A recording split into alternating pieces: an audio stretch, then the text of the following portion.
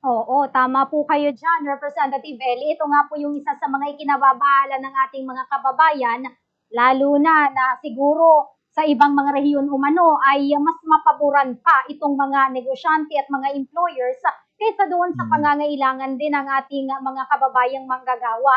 And Mm. siguro isa sa mga pinaka-epekto po nito yung sinasabi ng ating mga kababayan na yung nabanggit mo kanina, itong pagkakaroon ng iisang sahod na dito nga Mm. sa Bicol Region ay ang minimum wage ay nasa 455 pesos Eh, lamang. mm. Pero pareho yung trabaho, pareho ang bayarin, pareho ang bigat Tama. nitong mga kinakailangan na panggastusan, pero hindi Mm. yung ano na pagbibigyan ng kahilingan ng ating mga kababayan.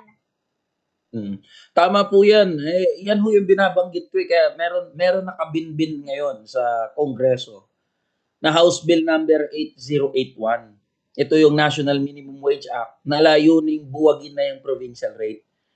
Ang hindi ho kasi maunawaan halimbawa ng mga tumututol dito sa panukala na buwagin yung provincial rate, hindi nila alam yung buhay sa probinsya, eh. Ako laking NCR ho ako pero alam ko ang buhay sa probinsya dahil umiikot po at pumupunta ako diyan. Ang aking mga magulang po ay mga probinsyano.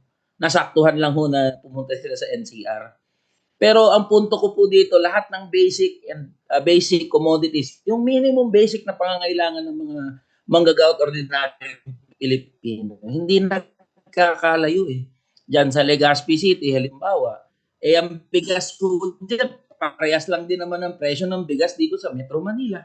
Yung, karneng baboy, karneng manok, yung mga delata, yung shampoo, yung sabon, yung mantika, asin, toyo, asukal, parehas lang din naman ho ang presyo kumpara dito sa Metro Manila. Pero bakit ang sahod diyan sa Bicol Region is nasa 455 to 480 pesos lang. Yun mismo yung punto natin. At ngayon, dito sa usapin ng sahod, yung nangyayari dito sa National Capital Region ho, itong ginawa sa pagsususpinde, eh ang kinatatakutan ho namin at talagang tututulan natin, eh kapag naglabas ng mga wage order na yung iba't ibang regions, sure ako merong mga negosyante na maaaring gamitin kung ano yung nangyari dito sa NCR para i-apply doon sa kanilang region. And that is a very dangerous precedent.